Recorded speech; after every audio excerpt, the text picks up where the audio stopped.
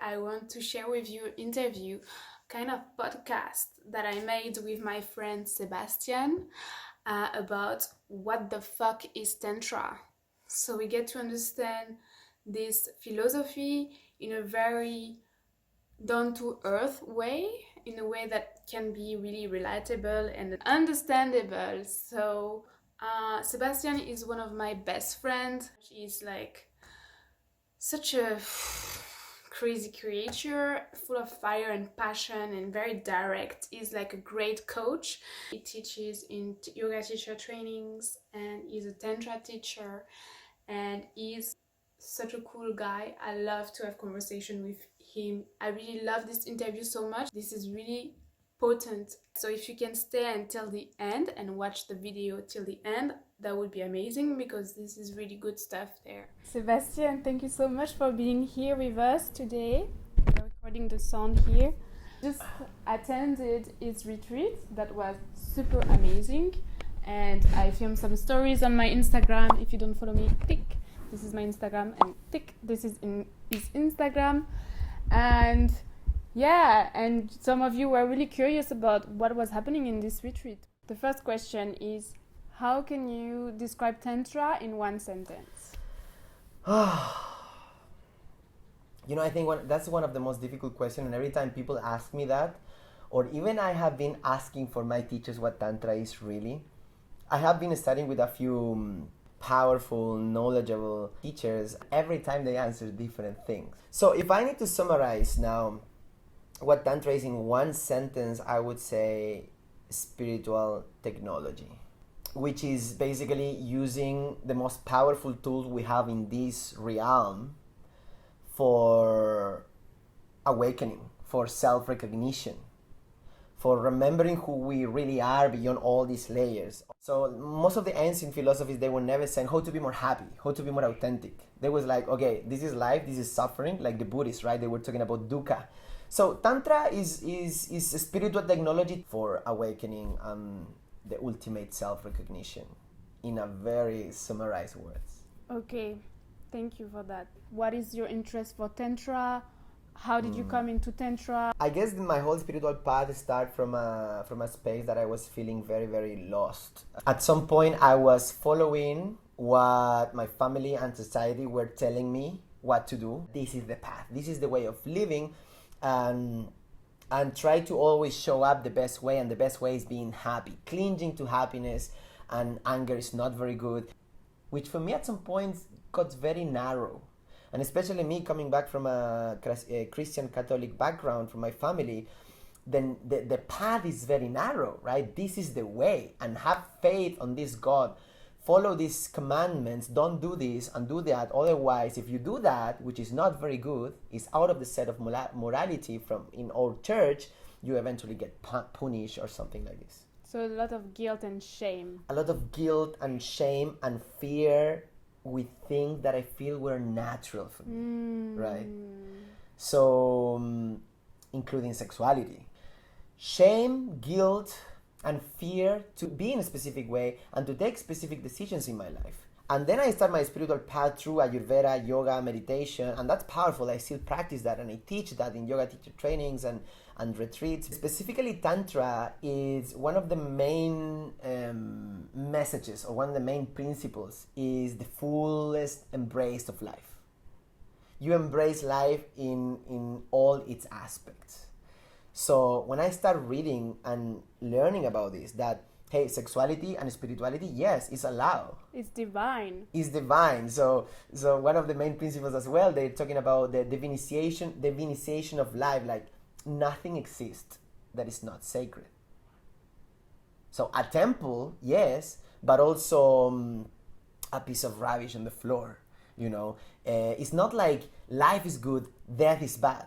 Life and death are just part of the same coin. The masculine and the feminine, the Shiva and the Shakti, the ecstatic happiness and bliss and the sorrow and the pain and sadness. Despair. We welcome, you know, everything. And I was like, all right, this sounds that's something that I want to follow.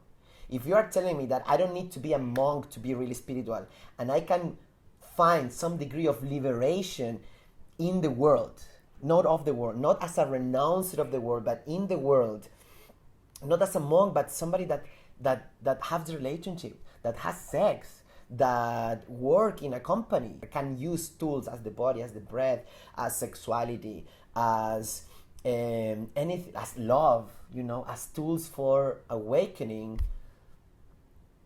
That got my attention, and I say, okay, this is something I really want to explore deeper.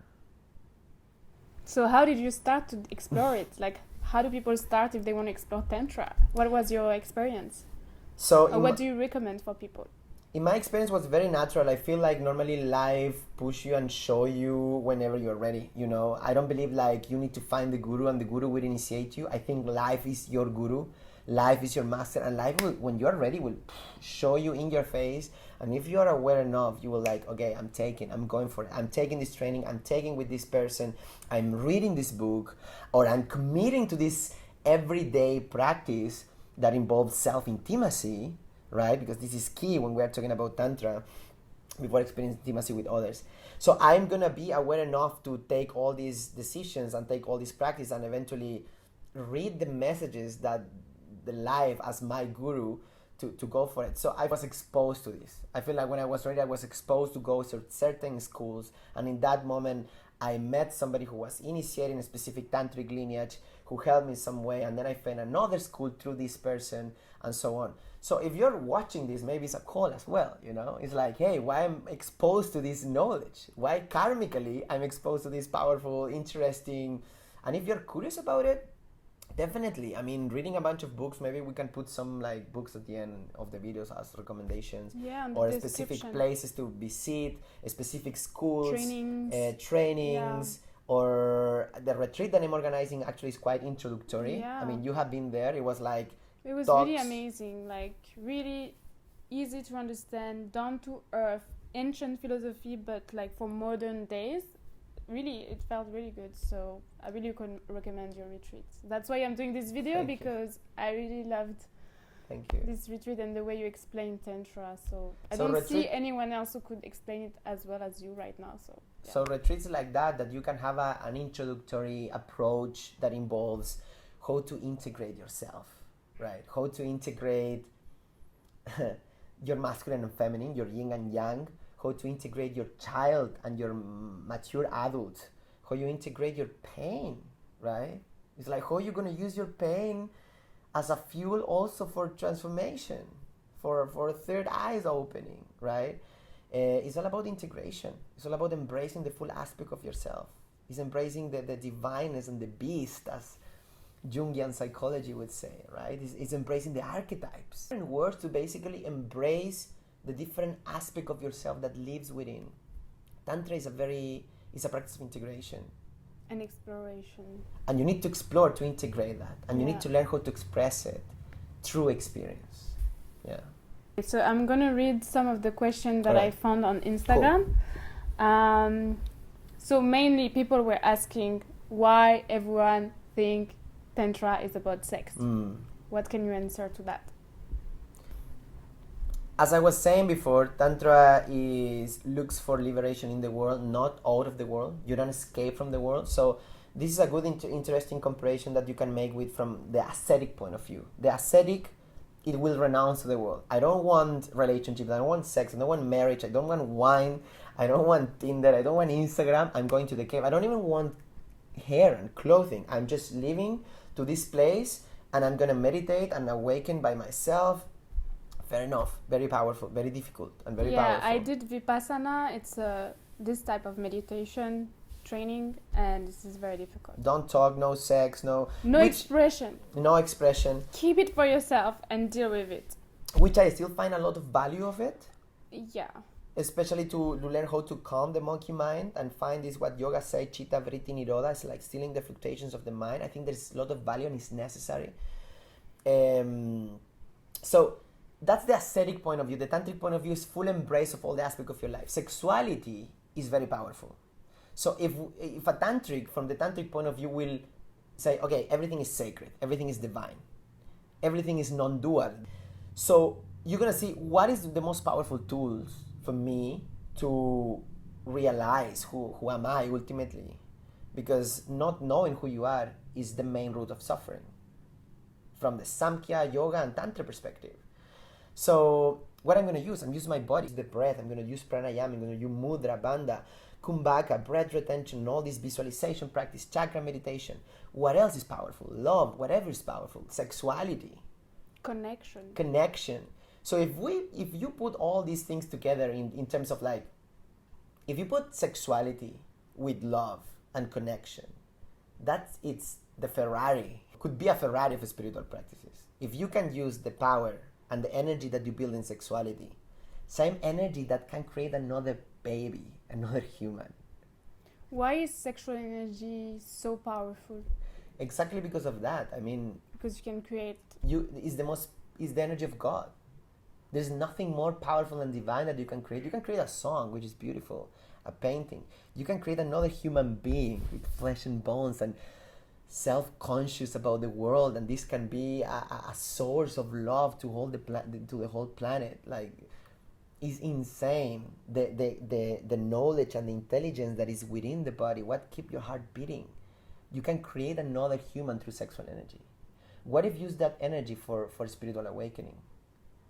So that's why sexuality, of course, combined with love and, as you say, connection, can be such a powerful tool for that. That's why tantrics embrace sex as a ritual of practice to remember the inner feminine and masculine energy and the dance between that Shiva and Shakti and that oneness and that connection as a ritual practice, but also to move that energy and master that internal energies towards awakening. Now, it's not all about sex, for sure.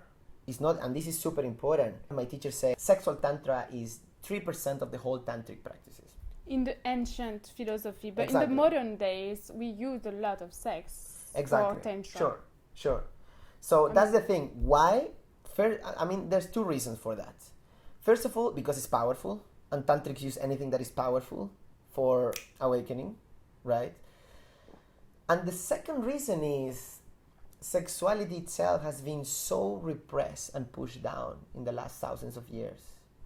It's something very taboo, right? Especially in strongly religious cultures that they demonize sex as a sinful practice. You're born out of sex, therefore you're born with the original sin. So then it creates this strong fear and taboo about sexuality.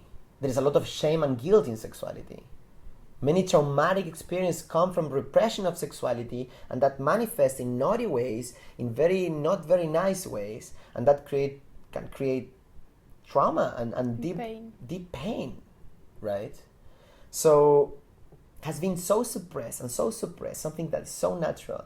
So guess what happened when something is so natural and so powerful and so beautiful and so perfect gets suppressed like this? It's gonna be a time that's gonna open and explode, right? And I feel like with a lot of new age, especially with new age teachers, I would say, that opened the door for this with the waves of hippism in the 70s. And this is the second reason why I saw about sexuality, because from the wave of hippism, people were saying, and feminism, oh my God, now sexuality and spirituality can be together. You know, God and sex, now you can have both, like the book of Mark.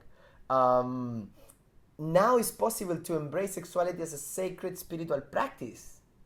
Then let's dive deep into it. This has been repressed for so many years. Now it's time. So again, it's not all about sex, but I may understand why so focusing on sex. Finally, we have a little door open to embrace our sacredness of our sexuality. Yeah. We can also see sex as something pure and innocent and not so dirty, and to actually embrace it and use it in a conscious way. So I find this beautiful, to bring consciousness, purity, innocence into sex. Absolutely.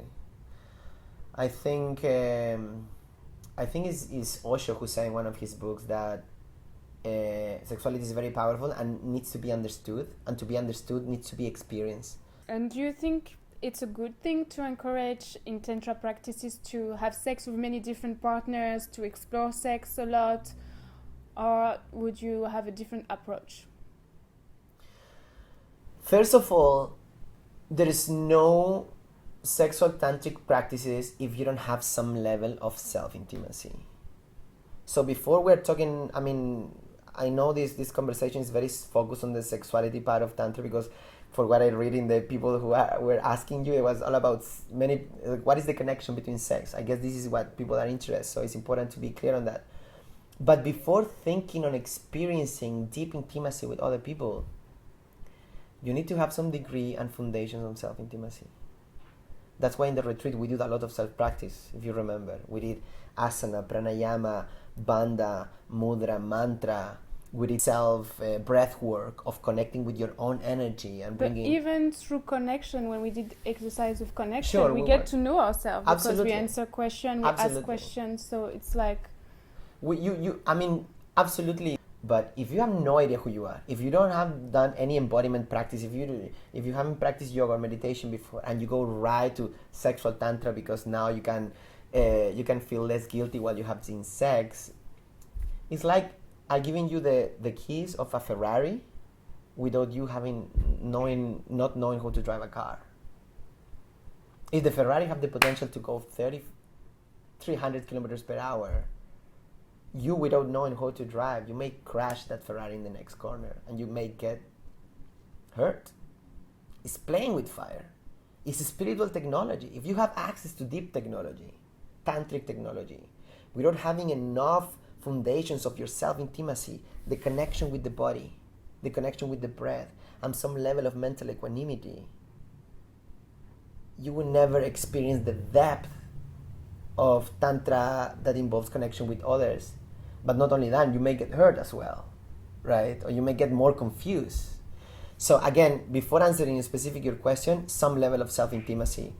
Yeah, because I know that in some schools like Agama or Osho, they were really like pushing people, let's have sex, let's explore sex, you have to have multiple partners. And personally, I don't like this approach. I want to feel more safe. Like, I want to feel like I have the control. I can say no. I can own my boundaries. I can own my desires. I can explore that. Yeah. And so I wanted you to talk about that. Like, is it okay to explore sex with multiple partners as a tantra practice? Or do you feel like there is something that needs to be addressed first? Or what makes sense for you? I think it's important to be like absolutely true with yourself, what is present for you, what you really want. Not because you hear somebody that open relating and multiple partners is cool or spiritual, you should go. It's like really checking in with yourself. Because eventually you having strong foundations with your partner and going deep, at some point you would like to explore with multiple partners, and this is aligned with your values, this is aligned with what your heart is saying, and everybody's happy and everyone is in integrity and absolutely clear. Why not, right? I think that in many cases people escape from, like, if we are partners, for example, and I have a problem with you, it's like an easy way to escape and dealing with my own shit. So I'm gonna go with this another partner. So I'm gonna satisfy myself. It's like people do this kind of overeating, emotional overeating. The same, it's like, okay, I'm gonna get this somewhere else. Another high. And exactly, getting another high and not dealing with what you need to deal. But one of my main teachers encouraged monogamy, because that's the way that you can go deep. So that makes sense, because there is offer a space for you to choose love, and through choosing love, choosing eventually this person every time. So you can imagine if you every time choose love, and through choosing love, you choose this person to be for the next year and going deep, that creates a space for like deep intimacy and deep transformation. But also that doesn't mean that you're having a toxic relationship, you're gonna stay. Also, that's why you need to check in always with your heart and what your heart is saying. How do you feel? Communicate it. Communication is huge in this type of possibilities. Communicate it, what your desires are, what are you scared of, what are your boundaries in this container that you're creating with your partner eventually. And then move together as team. Use partnership, as team towards, okay, what do we want? But I see a lot of value on one-to-one connections personally, yeah. So do you feel that to have meaningful and conscious sex, you need to be in love, or you need to have like a heart connection for it to be extra special? I think it's all about being in integrity in terms of like mind, heart, and your body.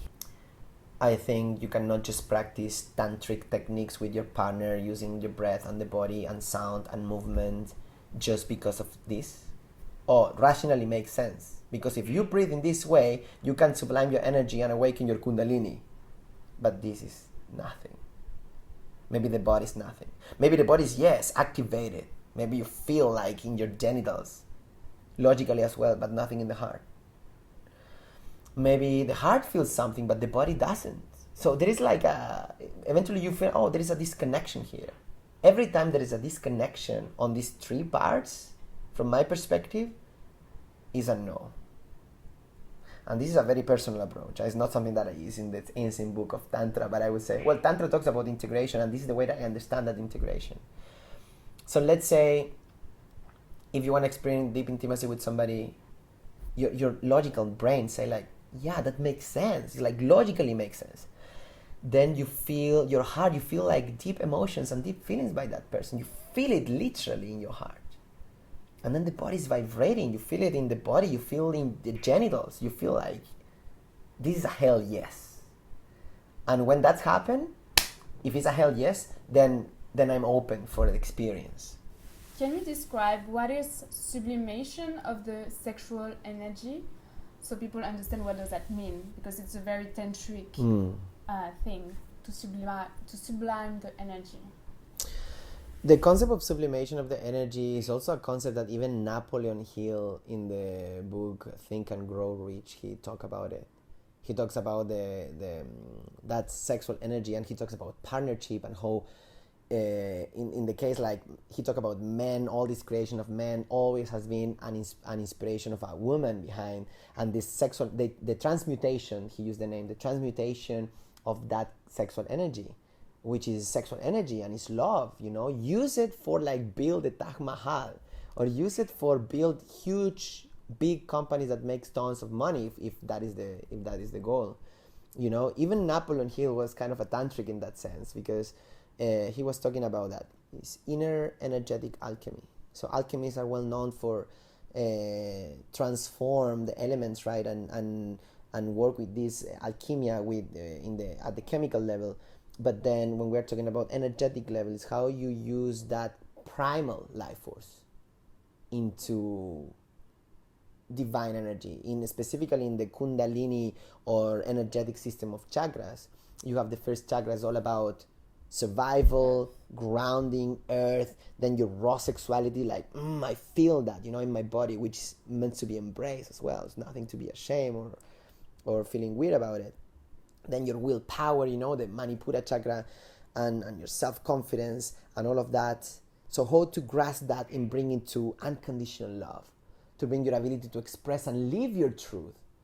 Express from the heart. From the heart, express from the heart through Vishuddha chakra, and then Ajna chakra, your ability to see what is real, to see with clarity reality itself, so you can participate better in reality. So and to open to your spiritual path and your path of nirvana, awakening, enlightenment, or whatever it is. So the process of sublimation of energy is moving that energy. If moving that energy towards high purposes. Yeah, from sex to heart. Something like that, yeah. Or like to bring it higher. Exactly. So I love the concept of sublimation of the energy or transmutation of energy in terms of like everything is energy. So when you feel sometimes super angry or super sad, people say, I don't want to feel angry. I don't want to feel sad. This is not good. I need to be happy. But no, find the energy in anger. Don't say anger is bad. Anger is energy, because you feel energized. When you feel sad, right? There is energy. Well, fire. Can you use that energy towards creating something, towards high purposes, towards deep connection? Well, you need technology, and that technology is Tantra. Yeah. So it's basically also amazing for artists, because artists are transmuting their emotion, their sadness into their art. So Absolutely. It's like amazing for that expression. Hell yes. Can you talk about non-ejaculation? And I know it's a big thing in Tantra. There's a lot of different opinions about it. So please share your opinion about that. So some part of Tantra say that you should never ejaculate because you will lose your energy, you will lose your power. So in some of the schools that I've been studying also, they have been talking about that and encouraging that. So this is a very interesting topic, I feel. At some point I was embracing it and I was saying I was really believing that. Eventually there's something interesting about it, but it's not something that I think to be a tantric man you shouldn't ejaculate. I think that's completely mistaken, and that quote is completely lost. They use non-ejaculation as a technique to not lose your ojas, which are your primal life force, right? From the Ayurvedic science, they say you're born with ojas and you may lose ojas through ejaculation, and then you lose life force, and eventually you're more likely to get sick or to die younger or whatever it is, but or to have less kind of passion and engagement with life. Now, personally, from my personal perspective, non-ejaculation, if it's done as a technique and out of an inner conflict, like I don't want to ejaculate because my teacher told me this, and then you suppress, paradoxically it's kind of the opposite of what we have been talking about, because it's all about embracing. It's like there's nothing to suppress. It's like everything is natural, we use it in our favor. So maybe can we use this as a tool for enlightenment? Now, non-ejaculation, and this is my point, this is my main point, may happen as an outcome of the integrity and the alignment of mind, body, and heart that we were talking before. What may happen if you're completely misaligned in your energies? If you're completely misaligned in your energies, you will like eventually to ejaculate, but you don't want to ejaculate because you have been having sex for 5 minutes and you really want to have a beautiful, intimate experience longer than 5 minutes with your partner as a man. And then your heart is kind of, I don't know, I don't really feel my heart. Logically feels like no, but I feel like my lingam, or I feel like ejaculating, and then, but I cannot. You're wasting your time, my friends. If you're feeling like that, well, let the body do whatever it needs to do and come back to self-practice, self-intimacy. Breathe in your body, breathe in your lingam, breathe in your sexual energy. Because when you find that integrity, that alignment between like lingam, heart, brain, you take with your mind a decision out of love, you take with your mind a decision of, I want to lengthen this sexual experience. So that connection and communication between your genitals, your heart, and your mind will eventually lengthen the sexual intercourse. So you have a higher chance to experience deep state of intimacy and love and orgasms and so on. So my conclusion from this point, this is very personal as well. If you go back in the ancient text of Tantra, we haven't talked too much about that, but I think people may get a little bit bored about the ancient text says, but I think it's sometimes so important. There's nothing about non-ejaculation, especially in Hindu Tantra. It doesn't exist. Hey, tantric shouldn't ejaculate. It doesn't exist. Now there is some specific practice about siddhis to develop yogic superpowers that eventually you will do that as something very specific. But as a general rule, doesn't exist.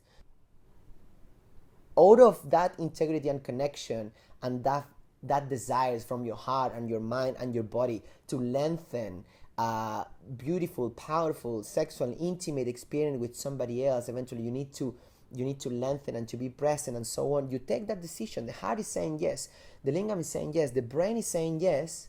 Then non-ejaculation may happen as an outcome because you choose that, right? But the repression of it is like, oh, I hear this about that. When I said before, the guilt, like if I ejaculate, I'm not a tantric. Shame. That, it will. If you were already in a hole, you're caving your own, hole, and you go deep into even more darkness because it's inner conflict. It's creating inner conflict. It's creating suppression. And it's not very natural. When should you ejaculate? Your advice? I think for anybody is very different. For sure. For anybody is very different. I do believe, and there is a very important concept in yoga philosophy, in the yamas and niyamas, called brahmacharya.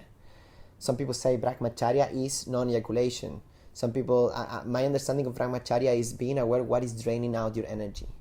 So that's why it's so important to take this decision for yourself and develop that level of intimacy, self-intimacy, to recognize that ejaculating 3 times a day, maybe, if you're obsessed with porn and masturbation, and you realize that you're not creating anything, that you're sleeping the whole day, that you feel a little bit slightly depressed, and then you have eventually your heart wants to do things and you want to travel, but you don't have the energy and the desire of that. Well, maybe it's ejaculating 3 times a day.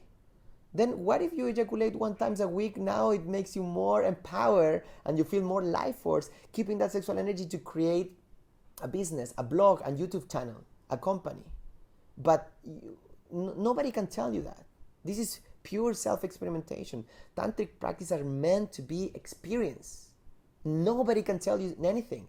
Tantrics are well known to be free thinkers.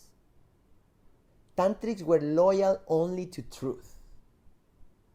And if they will go against any specific set of morality or any specific set of religious commandments, they don't care. If it's true, it's true. If it works, it works.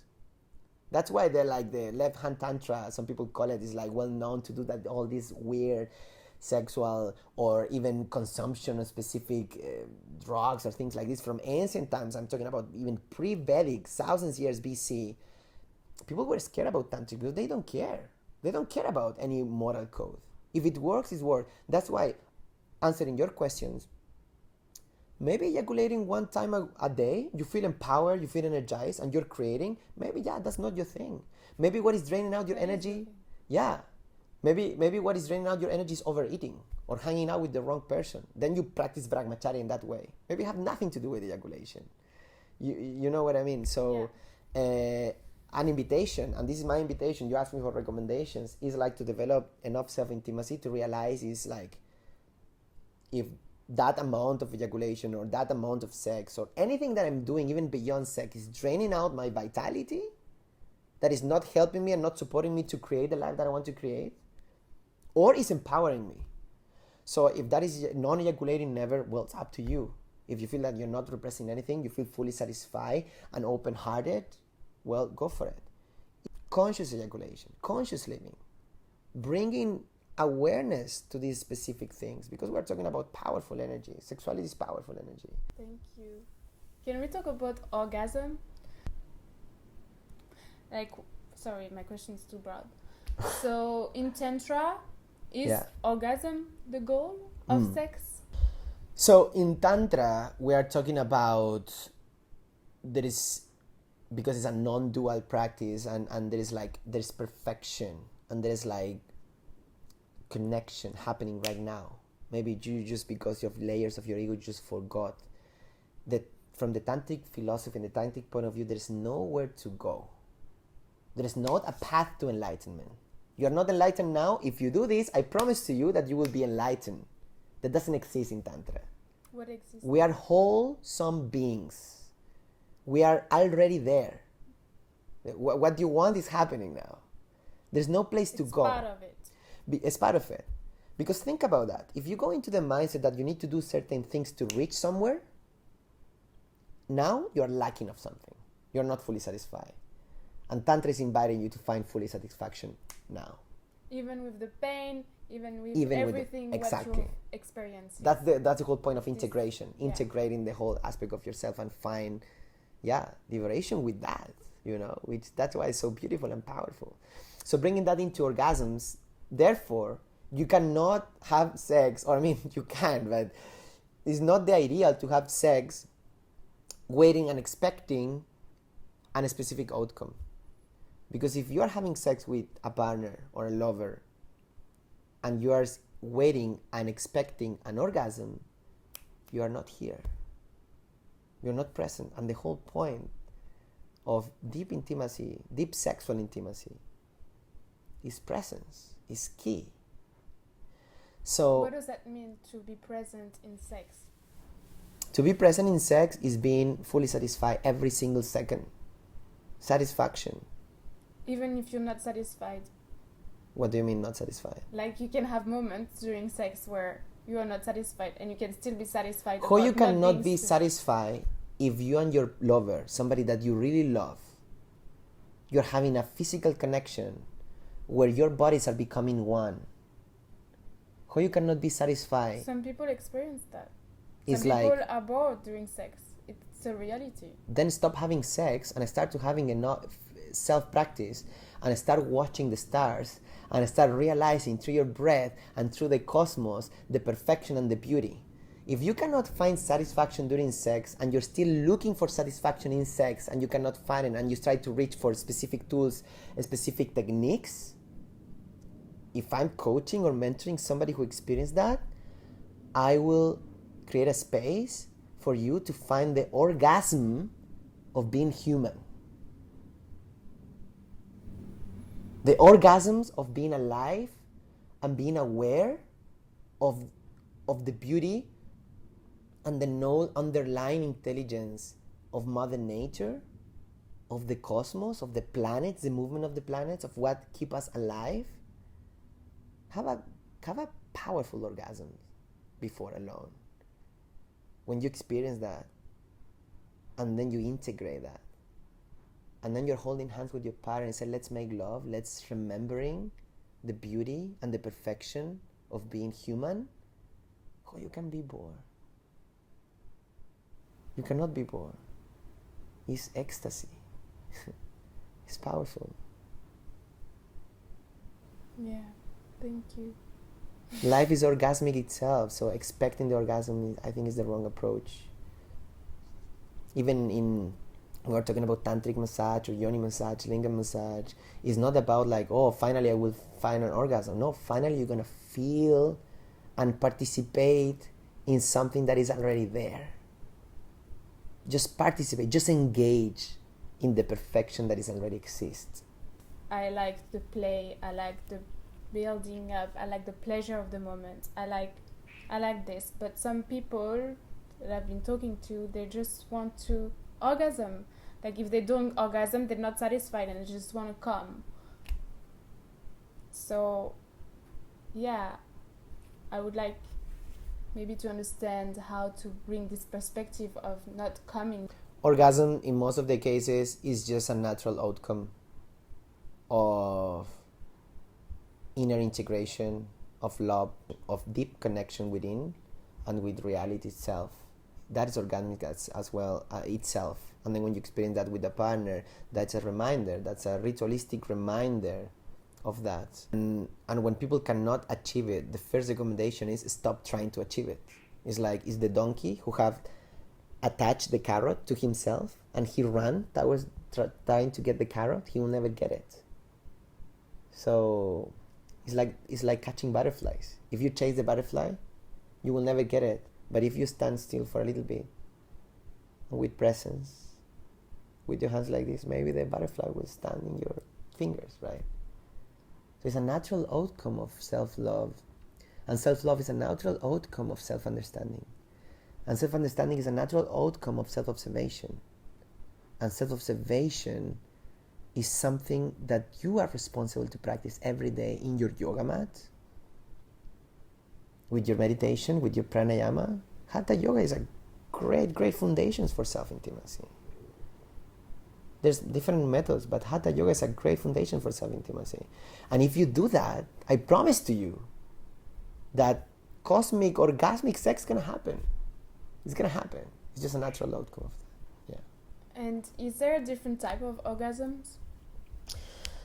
So in sexual tantra, for what I've learned in some specific schools, they're talking about different, like 5 or something different type of orgasm. I think it's not good idea also to like separate and narrow things in specific numbers, specific ways. Otherwise things get, more complex you make it, more separate from the truth. I think the truth is so simple.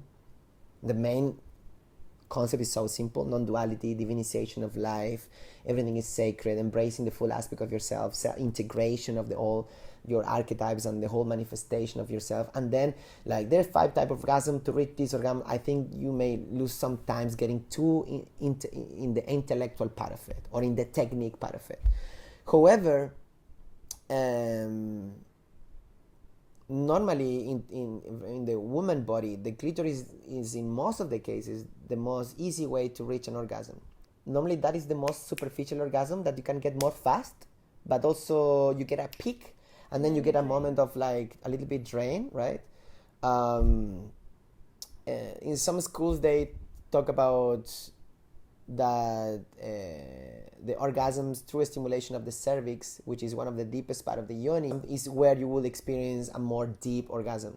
More because spiritual, more spiritual opening. orgasm, yeah. Yeah. So from my personal experience, for what I notice, I think As a man, because you have a man body, and when you have sex, yeah, do you experience different orgasm depending on your connection, depending Yeah. on the build-up, depending. Can you talk a bit? you can definitely experience deep state of ecstasy and deep state of intimacy and orgasmic without necessarily ejaculating as well. You know, there's a few things that need to happen, and they are like for women and men that you need to feel safe. If it's not a hell yes, there's something that doesn't make you feel very safe. It's holding you a little bit back in sexual intimacy. If you cannot let go, you will never experience deep state, you know. Normally the deep ecstasy, and this happens with plant medicine as well, and some certain type of drugs that people may use for spiritual purposes, is well known in the modern narrative that only in the moment when you let go the inner conflict and the resistance, you experience this kind of deep state. I think Terence McKenna, when we talk about mushroom, eventually is like, you feel like you're jumping the cliff and it feels scary, but then you at the end realize that what is waiting for you is a feather bed. This is nothing to be afraid of. In terms of with my own physical body, I feel that I need to feel 100% safe. I need to feel 100% in integrity. My brain, what we talked before, and my heart and my genitals or my whole body is telling me the same thing, so I go for it. That makes me trust. So there is safetyness, there is trust, there is integrity. And when we're talking about integration, we're talking about that the heart is vibrating, there is love. And Hatha chakra, you know, is I feel expanded from my chest. This is something that's a hell yeah, I feel love. I looking at your partner and say like, yeah, I mean, I see myself in you. That's coming a little bit to the transfiguration and the eye gazing, a question that you want to ask. But I see myself in you, and I love the universe, and you're part of the universe. I see the divine expression of the universe in you. Of course that makes a difference in the level of ecstatic pleasure that you can feel. If you go only for technique, let's practice some tantra, as some schools may say, and there's no even heart or mental connection, there's just technique and just rubbing the genitals from each other, of course nothing's gonna happen. It's a waste of time. You may get hurt actually by doing that. There is no tantra without love. There's no sexual tantra without love. Final dot. The essence of tantra is love. Love is the horse that will help you to ride towards a state of eventually of connection, which is self-recognition, which is enlightenment. You can call it whatever, but that connection with the whole. Tantra means an instrument to expand. I'm using this as an instrument to expand the notion of myself, not only 1 meter away from my physical body, but through the whole existence. And love is the horse that you're gonna ride to get there. So for sure, that will make a difference between what you experience in your intimacy. Yeah. Thank you. And I want to ask you about eye gazing, because when we think about tantra, what do we think about? We see a bunch of people just eye gazing, and so why is it so important? This was one of the questions that my followers asked.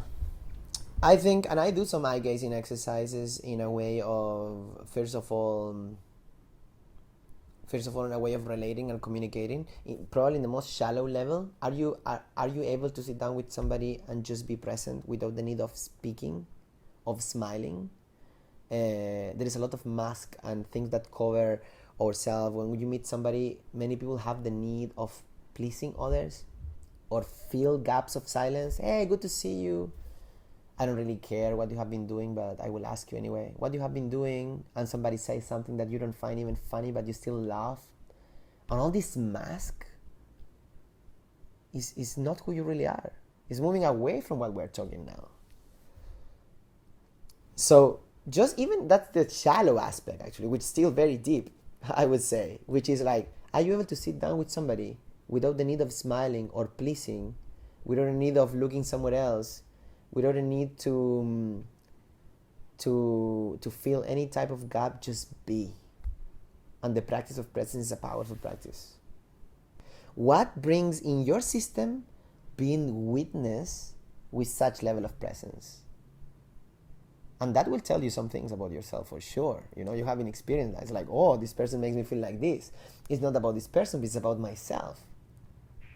And that's part of the process of like svadhyaya, they call it in yoga, of self-study and self-awareness. So you do that to get to know yourself more. And transfiguration means... And in the deep level, we have kind of the concept of transfiguration that you eventually, if we do some specific to each other eyes, at the beginning I see the fachada, we say in Spanish, your body, your hair, your mouth. But then when you stay a little bit longer, you may start to experience something beyond just the physicality. And this is what I normally experience. I start looking into the eyes of the person, and as cheesy as it sounds, some people say the eyes are the gate, the door towards the soul, right? And I do believe that. I do believe that, because if you sit down for a moment with pure presence with somebody, you start to see beyond, oh, I like you, I think you're hot, or I think you're ugly, or you make me remember my sister, or whatever it is. But then if you stay there, all these things start to dissolve. So what left? What left at the end? You start kind of open up layers and layers and layers and getting rid of layers of judgments, of expectations, of memories. So what left? It's a practice of presence. People call it eye gazing, people call it transfiguration, but being in the presence of somebody else, dissolving the layers of the ego. Intimacy. People may confuse intimacy with sex. Let's be intimate. Let's have sex. Intimacy starts by yourself. We already talked about that. Yeah. And the tantric expression is like being intimate with yourself is getting to know yourself. And to get to know yourself, you need some level of observation without judgment, contemplation, and presence. And you practice that with yourself, and you can practice that with others. Intimacy is authentic communication. It's a way of intimacy. Being in the presence of each other is a way of intimacy. Sharing authentic desires, fears, and boundaries is a way of intimacy. You can be very intimate with other people without even touching them. By expressing... By being yourself, yeah. and expressing yourself authentically. And I love what you said in your retreats. First thing you said on the Tantra philosophy talk was, what is the biggest fear humankind has? Is... being yourself. Yeah. Can you talk about that a little bit? Yeah, this is I think Don Miguel Ruiz, the guy who wrote the 4 Agreements, he talked about this. And it's very powerful. You hear a lot about being yourself, be yourself, be yourself. But first of all, people don't know who they are. You don't know who you are. It's like, be yourself. Okay, I'm going to be yourself, but who am I? And we did some exercise about answering that question and meditating on that question, which was very powerful. Because, yeah, what left if I am not my name, if I am not my job, my university degree, my gender, my everything, my body even? What is left? Who I am? Who am I? Yeah, I mean, people are afraid because to get to know yourself, you need to realize that you're not all of these things. Removing all the layers. You can imagine if I tell you, hey, you're not Lou anymore. That's just your name. Or you have the role of being the daughter, but you're not the daughter ultimately of somebody. What if you start removing that layers? You don't want to get rid of that layers. People are scared. That was the biggest fear. Getting to know yourself sometimes is scary. The spiritual part itself sometimes gets very scary. For a newbie into the world of Tantra, what should one know, or why, how to practice?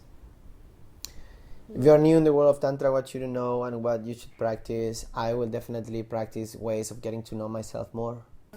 Oh yeah, how to introduce Tantra to a partner that is not really aware of it or not really care about it, or yeah, how do we introduce the idea of it? Yeah, I receive that questions sometimes, that people get into these things, not only into Tantra, but like into spirituality or yoga or embracing the full aspect of yourself, and you feel disconnected with your partner because of that. First of all, you cannot push anybody to do anything. So surrender and accept the fact that you don't control other people. If you try to control your partner, that's your mistake. If you want to change your partner, that's Maybe it's because there is an aspect of you who don't accept your partner in his totality. Well, that's not love then. I would take self-responsibility first of all. You don't like your partner because he's not there yet, so you don't accept him fully because there's some stuff that he's missing. Well, there is no love. Love is coming from fully acceptance, radical acceptance, as Tara Brach say. So this is telling a lot about you before than about your partner. I mean, Number it's one. okay to I have mean, a you desire, about anybody, not to you. have a desire to go deep with someone, Sure. and have a desire to Sure. Then practice two that. things. You communicate to your partner in an authentic way. Number two, you let go expectations because he's in the right of saying, I'm not interested. So if that will make you suffering, that you're responsible for your own suffering, right? So if you still decide to be with a person who is not interested in practice that you really want to, and if you really want to stay with him or her, well, there is a great way of teaching is showing your example. Don't tell but show. Don't tell but show, and show that you're a happy being. You're so heart opening and you're so expanded and you're so happy. You're so healthy. Your skin is shining. You are Orgasmic with life. You're orgasmic with life, and then your partner will be in the corner and say, what she's doing to get this amazing way of living and to be and to embody in that way all this beautiful magic. Hey, can I join your Hatha Tantra or your Kundalini or your... Can I go with you to a Tantric retreat? Because I think I would like to participate in this. I think that's without expectations though, but I think that's a good way. It's like showing how amazing it is for you to embrace certain system of practice, very clever system of practice like Tantra, and then let people just follow you because you're showing them with example, without expectation. But the biggest mistake again is try to change other people with expectation, because that will end up with you're just signing a contract for your own suffering. Yeah, the best way is just to be authentic, vulnerable. Listen, Boom. This is what I feel I want, and I would really like if you join me there. But if you don't, I also love you and accept you. Absolutely. Yeah. Yeah. I feel like How do you conclude this? an invitation to everybody to be in yourself, or set a space, create sacred space every day for you to date yourself with your own body, to develop self-intimacy. An invitation for everybody to the next 66 days non-stop, even if it's 15 minutes, to breathe and move and chant, if that is a tool that you that you know how to do it, to sit down with close your eyes and observe what is within. And write about it. Write about it. Be with yourself. Be intimate with yourself through asana, pranayama, journaling, dance. Painting. If any of these things will help you to be more intimate with yourself and more intimate with life, as an outcome, having outstanding life is going to happen. Happiness is very, very connected with your quality of your relationships. And how to develop outstanding relationships with other people, developing outstanding relationship with yourself. How you develop outstanding relationship with yourself, getting to know yourself. How you get to know yourself, sacred time for you with tools that works for you. As an independent thinker that is loyal to truth, as a real tantric. If Qigong will help you to get closer to who you are and express and show up better and more authentically in the world, then do Qigong. If meditation, if Vipassana is, do Vipassana. Is Kundalini Yoga is, you do Kundalini Yoga. If dance is, well, do dancing. An invitation to be responsible and take serious responsibility of creating that sacred space for self-intimacy, my friends, and an outstanding life, which is an outcome of that, of getting to know yourself and fully embrace yourself and take conscious actions from that path, and also to trust and surrender in the outcomes of that actions taken by your heart, from your heart. That's my invitation. Thank you so much. Yeah, that was amazing. For everyone who's watching or listening in this super amazing podcast, comment if you have we any love you all. This is very interesting and important topic, and I'm very happy to bring that to my followers, and Next I really feel passionate about it. Next retreat happening soon, probably in January in Bali. A lot of stuff going on.